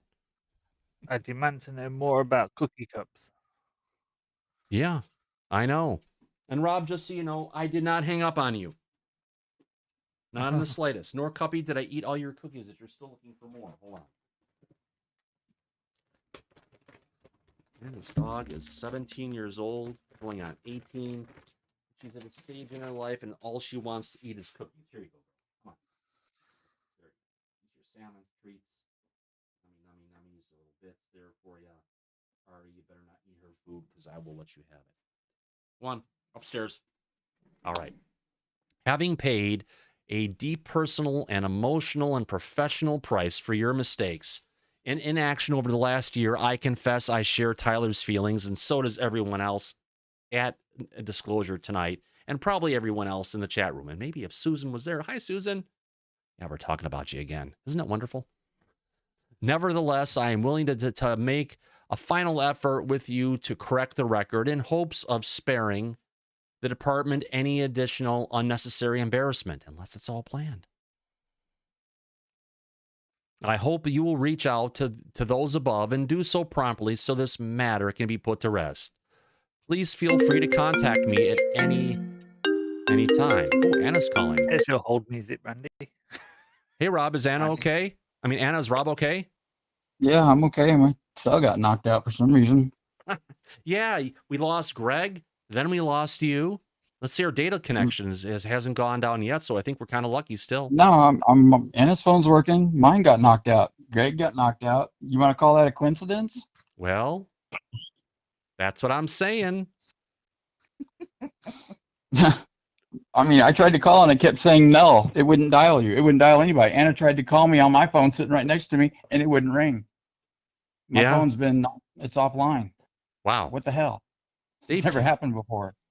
Well, Susan, that's not nice. You're not supposed to be using the government's power to stop it. We were just talking about your lovely things that you love to eat. Or maybe you've gone from eating them to looking at them as pictures. Maybe she's afraid somebody's going to drop a house on her. Brian is saying, see? Go ahead, Gary. Yeah. Well, I hope you will reach out to those above and do so promptly so this matter can be put to rest. Please feel free to contact me if I can be any assistance. Sincerely, Lou Elizondo. Well. That is one heck of a story, if you ask me. I know. You know, a lot of good stuff today. And I raced through it as quickly as I could, and that leaves us 30 minutes to kill the audience with some great headlines, some of which that were breaking right as this broadcast was going. Even though we're down to 26 viewers, people are getting knocked offline, apparently. It's not our stream quality either. Just a quinkadink. A quinkadink, exactly. Let me get rid of that, and let me jump across. Oh, I've got a great story that everyone is going to actually love. Let me get rid of Greg here. Well, let me get into disclosure news. There we go. A nice bigger one here. You'll never guess what this is. It's not a brownie. It's a rock. Sophisticated. Oh, I need to get this up here. Oh, I was way off. You were way off on that one, Gary. Yes, you were. Where am I at here? There we go. I need to put off the camera just a little bit here. Got a raisin in it. It's not raisins, exactly. It's just about cheese. It's about cheese. Let me bring up my stories here really quick. Sorry, everybody. I'm almost there. I promise. All right. This news is shit. Yes, a sophisticated ancient feces showed humans enjoyed beer and blue cheese 2,700 years ago. Go to the bar. I know. Oh, yeah. Beer and blue cheese at the same time. They definitely had good taste back then. And of course, it was in Europe, not in the UK, Gary, so you're safe. Let's move on. Uh-oh, prices are up. Workers are quitting. Come on, let me make this a little bit smaller here. It's just a coincidence. It has nothing to do with the Don't say it. anti-jabbers. And the economy is out of whack. What the heck is going on? Well, we all know what's going on with that. Prices are going higher and higher. There's less workers there than we've ever had before. Workers are quitting in record numbers, and we couldn't imagine why. I thought a president's job was to keep people employed and get them to get jobs, not to quit or be fired. Everything's going up except wages. Yeah. Yeah. Yep. Including our weights from all the stuff we eat. So, it turns out that viral infections in teenagers are linked to later onset of multiple sclerosis. You know what virus this is? Come on, you guys got to know this one. Herpes. Nope, Epstein-Barr virus. Better known as a kissing disease or a mono. It was close, Rob. Yeah. Yeah. I didn't get mono, thank goodness. Yeah. But yeah, it's tied. And it may either be that the people who are getting the disease are more propensed to get it, or actually the virus actually sets you up to get MS. Very interesting fact. Let's move on. More than 1,000 firefighters are battling fires spreading along the California coast. A fire is raging through the Southern California coastal mountains, threatening ranches and rural homes, and kept major highways shut down as the fire-scarred state faced a new round of dry winds. Very interesting to say the least. Well, looks like our Australian alliance is now going well beyond just dealing with China. Australia plans a lunar rover. Yes. A rover lunar. Hurdy-furdy. To help NASA find oxygen on the moon. Oh, nice of the Australians to help us. Don't take your helmet off, guys. You're not going to find it. What are you talking about? Uh-oh. Why the fall 2021 holiday U.S. airline traffic will likely be strong? Duh. Isn't it the same every year? Well, airline traffic has been going higher and higher and higher, and people are actually getting back in the airlines and getting back on the planes. We'll see with what's going on over in China right now and their buildup of all these emergency buildup of hospitals and containment centers, as they fear this will be the worst winter ever. But the other reason it'll be going up a lot is because a lot of the goods that are stuck in the ports are going to be flown over from Asia instead, which means higher costs. Uh-oh. Taiwan tensions rise fears of U.S.-China conflict in Asia. From the Associated Press in Bangkok, after sending a record number of military... What? Continue on. It's in Bangkok. Exactly. After sending a record number of military aircraft to harass Taiwan over China's National Day holiday, Beijing has toned down the saber rattling, but the tensions remain high, and the fear of World War III rages on. Not a good one. Including why? Oh, because major construction is underway at 3 of China's air bases closest to Taiwan. You know, that means they're trying to be friendly. They want to be able to airlift and drop presents, you know? Like we saw here, they're not going to fly over and do things. They're going to drop presents on Taiwan. Uh-oh. Thank God the White House is actually doing something about the problems going on at the ports. The White House aims to ease supply chain and bottlenecks with a deal with the unions to make the LA port 24/7. But even if they go ahead and make it 24/7, our problem is we don't have enough truckers to move the products around. So how are you going to handle that, Biden? It can be open. It's like, we're open 24/7, but you know what it's like in a lot of these places in the middle of the night? Well, not a lot's going on. Let's hope it works. Just like with the energy sector, he closed down all the pipelines and promised to eliminate oil and coal energy. And now he's going back to the energy sector, asking them for help to solve the energy crisis. Isn't that ironic? Yeah, and all the countries who have shut down all their nuclear power plants because it was unsafe shifted to coal. They're piping in the Russia built major oil lines to Western Europe, so now they are under oppression and from Russia because they have to get their oil from them now. It's more than that. It is a giant natural gas pipeline. That's the big one that went in recently. We digress. That's what I was referring to. Oh, yeah, absolutely. Let's move on. Humans are driving animals and plants to the edge, but are we really heading into a mass extinction? Well, we may be kind of heading there to a degree, but a lot of this is, remember, due to what's going on with the magnetic field on the planet and our interaction from the sun, the central galactic sheet coming from Sagittarius 1, and what's going to be happening about 20, 30 years when the poles go to flip. Fun times ahead. Do some research on what happens when the poles flip, and you wonder, why aren't we talking about that now? This isn't made up. Taiwan's plan is clear and looking pretty dangerous. That looks like it's made out of cardboard. It's actually a real plane. That's Amazon packaging. I'm not fooled.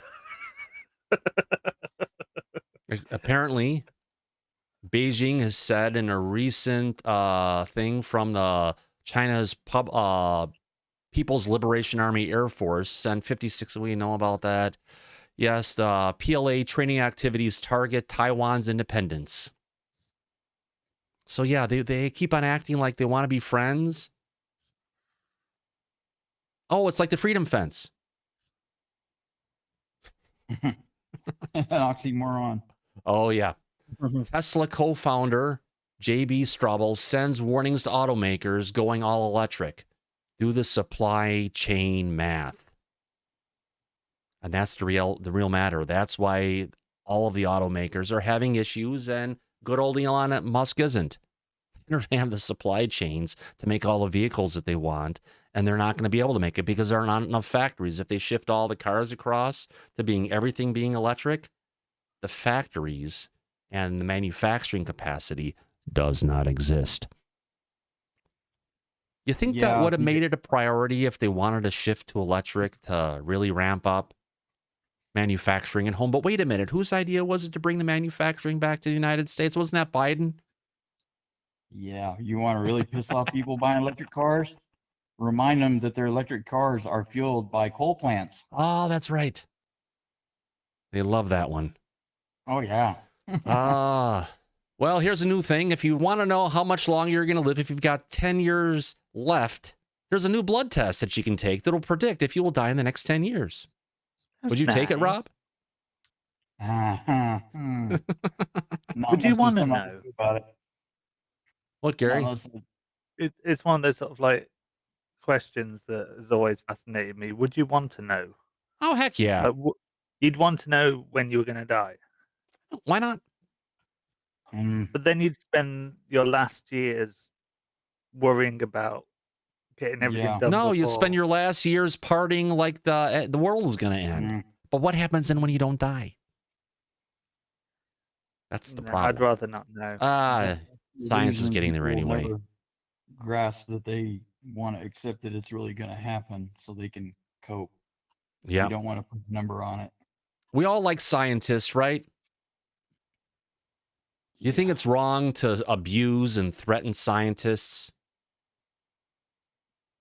It depends what they're working on. Rob, what do you think? What's that? Should we abuse and threaten scientists who are trying to do good for people?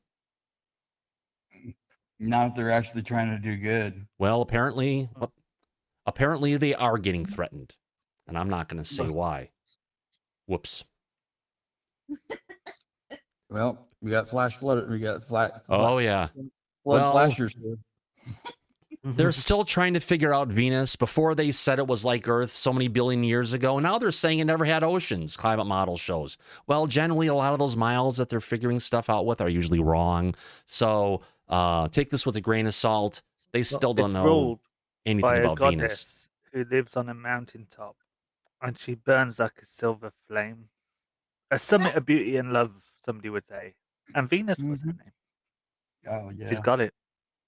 My Oh, Venus, absolutely. she's got it. She's my penis.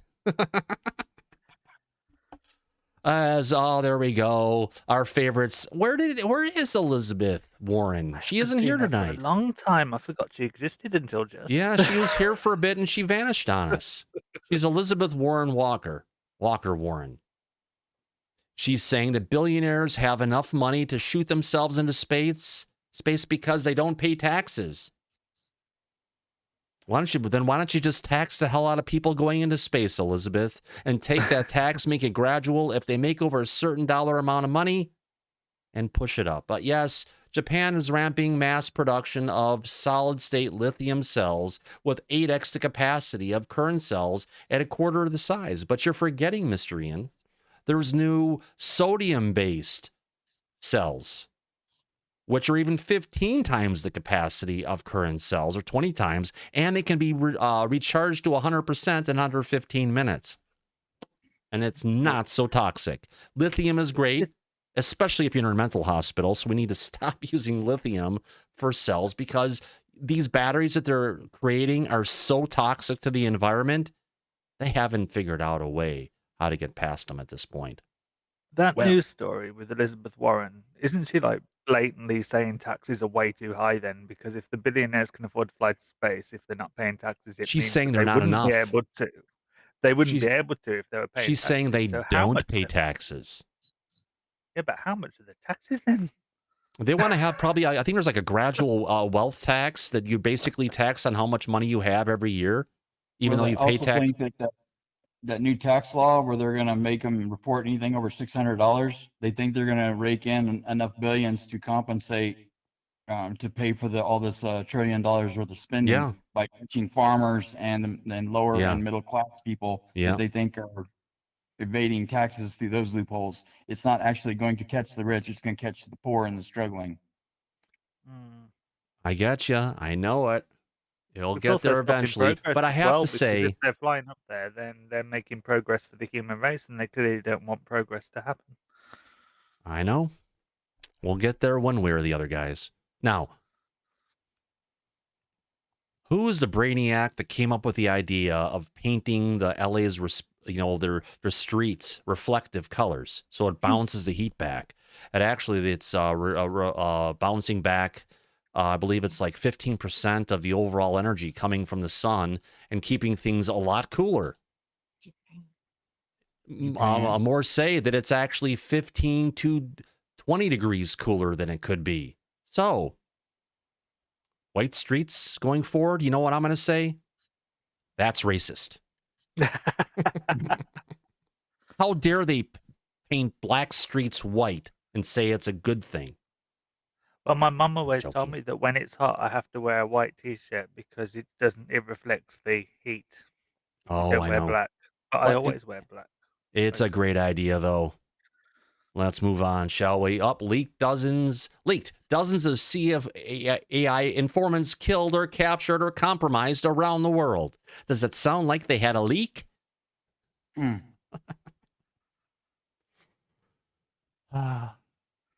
CIA, the clowns. You know what CIA doesn't stand for?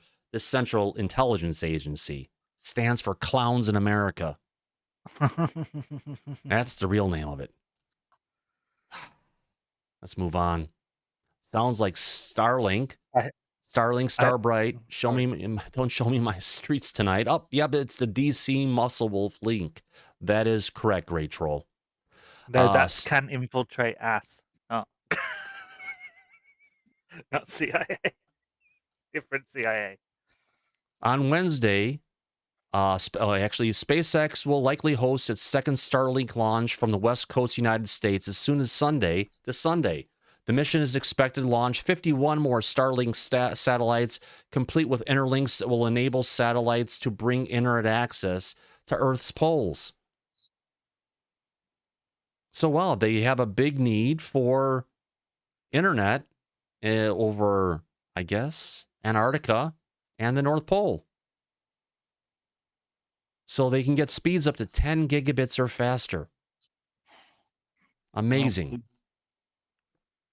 the existing satellite with Hughes and all that, they're all the same satellite. Yeah. It's horribly slow Yeah.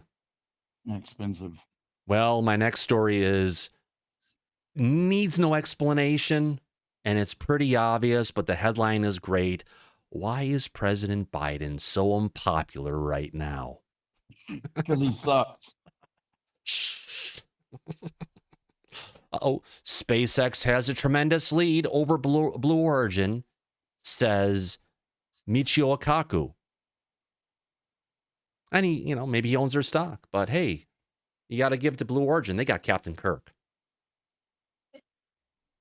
Yep.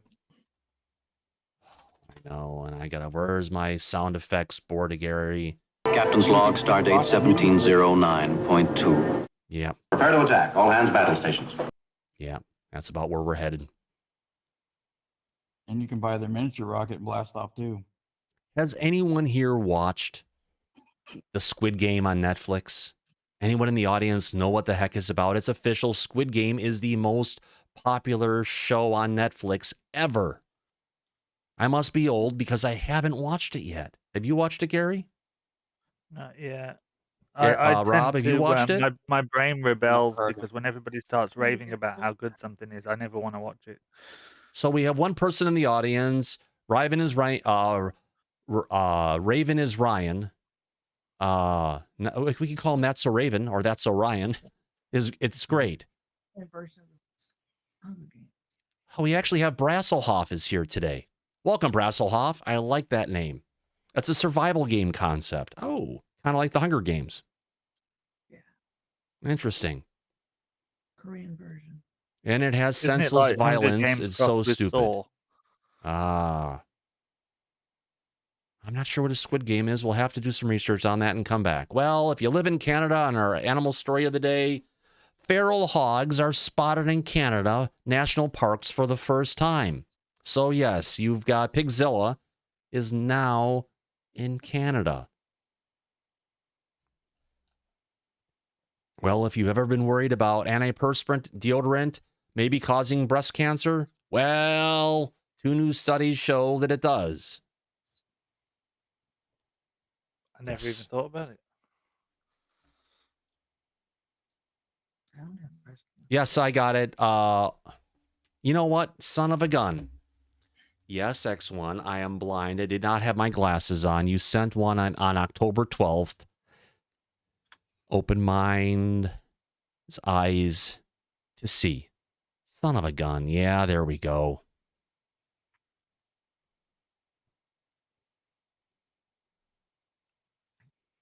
Well, I will email you back. And sorry about, yeah, we know why.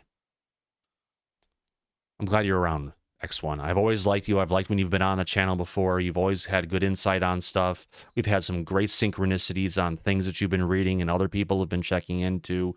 You're a great person, and I'm glad you're back. Just like I'm really glad that Betty Double Kick Chick is back as well. A lot of people kind of got scared away by the moron in downtown Seattle. You just have to let it go in one ear and on the other. You're a great man. Absolutely. So again, I digress. Once again, Anderson Cooper is stunned by Harvard professor's terrifying prediction for what's coming to America next election. I love that picture. It's more befuddled, isn't it?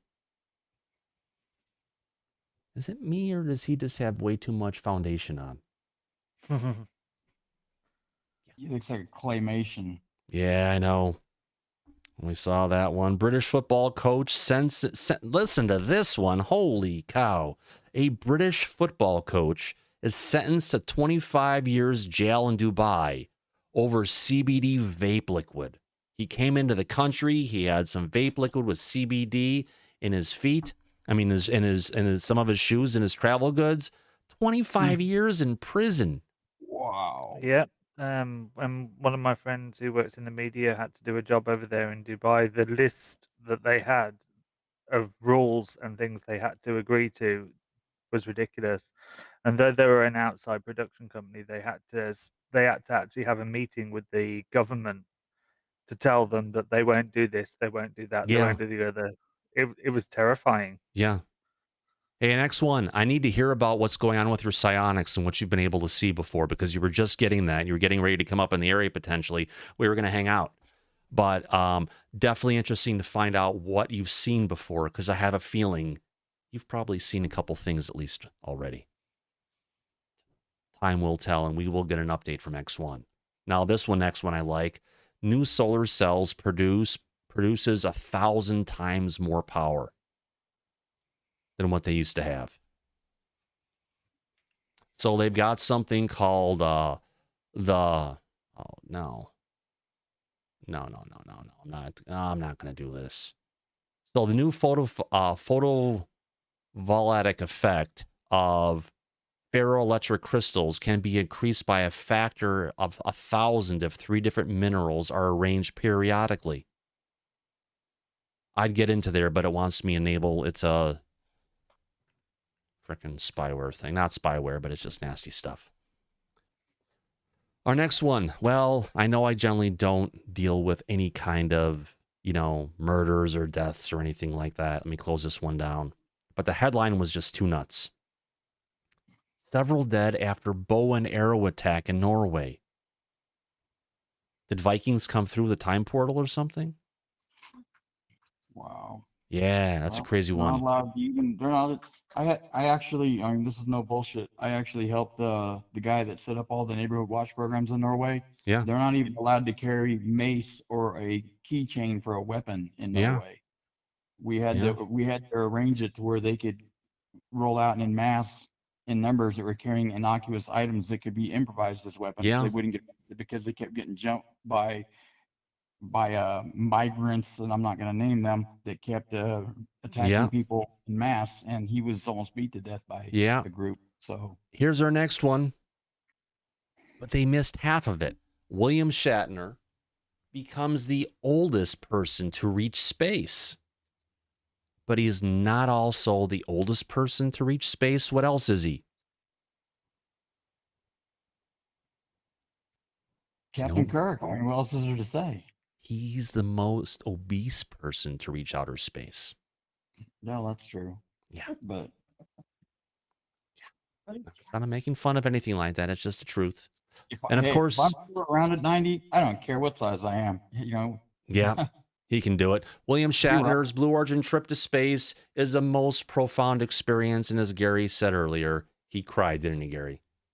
Mm-hmm. Yeah, He did. I can't blame him. Yeah. All right. Oh, here's the next one. Brain damage biomarkers were actually detected in cosmonauts after long space jaunts. Striking new research investigation with blood samples taken from cosmonauts before and after long stints on the International Space Station have revealed significant elevations of several biomarkers that indicate brain damage. The study adds to a small but growing body of research tackling the deleterious effects of space on the human body. So much for going to Mars. It's zero gravity that gets them. If they can create artificial gravity, they wouldn't be so bad. I know. Crazy stuff, isn't it? And on that, where do we go again? Oh, yeah, wait. Back to the opening studio. Here we go. You all right, Gary? Mm-hmm. Good. Yeah, I'm fine. All right. So we made it all before 9 o'clock. It's 8:56, 4 minutes to go. We got 27 people still in the show. Thank you for everybody for showing up tonight. We actually almost peaked at our highest amount during the news piece today. So I appreciate everybody from coming out here today. Let me go ahead and now, especially we had Greg who was on the show for a bit and disappeared. Rob, I forgot to put on the phone. Rob, literally my fault. I forgot about that. And more importantly, we've got him in a headlock. Gary Ack in the back. We appreciate that very much so. And then on that note, let's go ahead and find the soundboard, bring it up. All right. Thank you, everybody, for coming out here tonight. This has been one hell of a great Wednesday. Tomorrow's Thursday. Got another show, probably 2 shows going on tomorrow. We need to schedule this out with Rob and see what we can bring together from the ancient history area to go ahead and celebrate Chuck's life. Well, Little Pervy's life. We've got a couple good names. On that note, I want to go ahead and thank IR Film. Thanks for coming out. Ancient History Criticisms. X1. I will be emailing you back shortly, my friend. Raven is Ryan. Brandy Phillips. Vin One. Brasselhoff. Thanks for coming in. Looking forward to seeing you again. YJ Overlander Canada. Thanks for coming in. Mr. Eon, I appreciate you being here. Gray Troll. We had IR Film. My music isn't here too loud for this.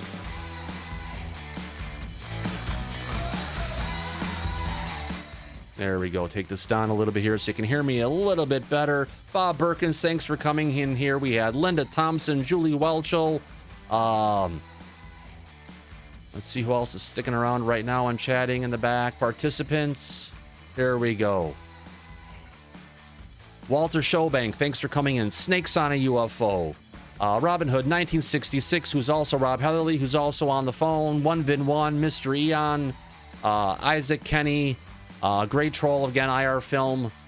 A great team, absolutely. Brandy Phillips, Bob Berkins, Ancient History Criticisms. We had the other Dave who's here, who is Ucornia Utopia. Did Dave from Space Out Radio show up tonight? I don't remember seeing him.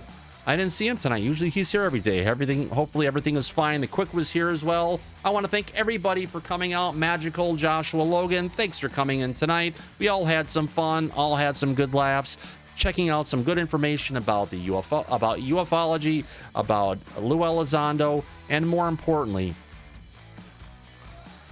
some great headlines to keep you up to date on the cool stuff going on in the world. So on that note, I want to say eyes open, no fear. Be safe, everyone, and as always, we will catch you on the flip side. Take